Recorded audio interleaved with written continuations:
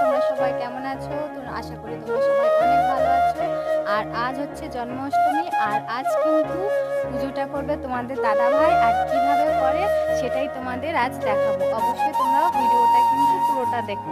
এই দেখো, তোমাদের দাদাভাই কিন্তু ব্যাগ নিয়ে বেরিয়ে পড়েছে, তারপরে সাইকেলটা নিয়ে যাবে, কারণ আমাদের বাজারটা অনেকটা দূরে। তাড়াতাড়ি বাড়ি ফেরাটা অনেকটাই জরুরি। এখন মানুষের টাকার থেকে সময়ের দামটা অনেক বেশি। সংসারের যাবতীয় কাজ সাধারণত মেয়েরাই করে থাকে, আর তারা হয়তো অনেকটাই সুন্দর করে করে, কারণ হয়তো তারা মেয়ে বলে পারে। কিন্তু আমরা কখনো কি দেখেছি পুরুষরাও করতে পারে?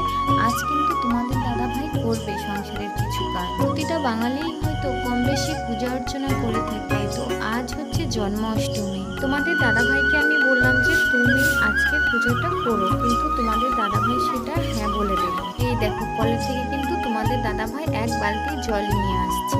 আর কিসের জন্য নিয়ে আসছে জানো? ঠাকুরের থালাবাটিগুলো ভালোভাবে ধুয়ে নেওয়ার জন্য। প্রতিটা থালাবাটি কিন্তু একটা একটা করে ভালোভাবে কিন্তু মেজে নিচ্ছে তোমাদের দাদাভাই। তোমাদের দাদাভাই প্রতিটা কাজ এত সুন্দরভাবে গুছিয়ে করছিল, তোমরা না দেখলে বিশ্বাস করতে পারবে না। তোমাদের সবাইকে অনুরোধ করছি এই ফুল ভিডিওটা দেখার জন্য। অবশ্যই কিন্তু তোমরা একবার দেখে নিও। আজকের ভিডিওর ক্যামেরাটা কিন্তু আমিই করছিলাম। তোমাদের সাথে কথা বলতে বলতে কিন্তু তোমার দাদাভাইয়ের সমস্ত থালাবাটিগুলো খুব ভালোভাবে ধোয়া হয়ে গেছে। এগুলো নিয়ে এবারে চাতালের উপরে রেখে দেবে। তোমাদের দাদাভাইয়ের অবস্থাটা দেখো, বৃষ্টির জলে তালটা কিন্তু ধুয়ে নি। বৃষ্টির গতিটা দেখেছো? অজস্র পরিমাণে কিন্তু বৃষ্টি পড়ছিল। তালটা কিন্তু থালায় রেখে ভালোভাবে ছাড়িয়ে নি। এই দেখো, পুরো তালটা ছাড়ানো হয়ে গেছে। তালটা ছিল কিন্তু 3 আটি। এই দেখো, তাল ছানা দিয়ে কত সুন্দর তাল ছানছে তোমাদের দাদাভাই।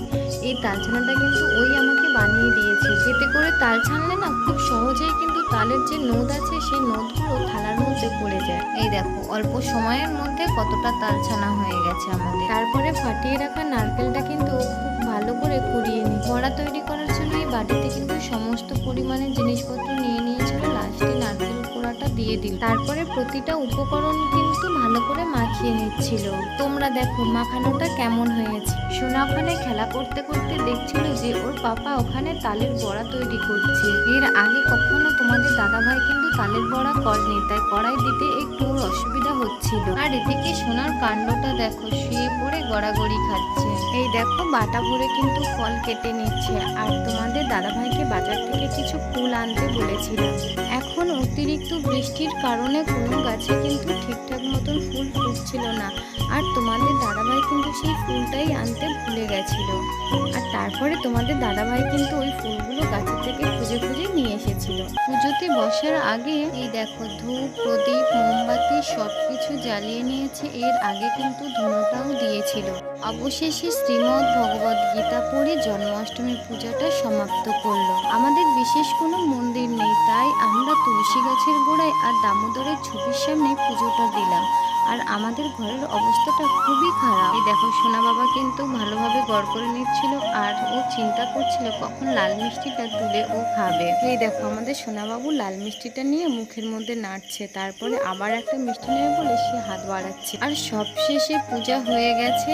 আর তোমাদের দাদাভাই এই দেখো প্রসাদ সমস্ত বাচ্চাদের হাতে হাতে কিন্তু দিয়ে দিচ্ছিল। প্রসাদ খেয়ে সমস্ত বাচ্চারা তো খুব খুশি ছিল। আর তোমাদের আজকের ভিডিওটা কেমন লাগলো অবশ্যই কমেন্ট বক্সে জানিও।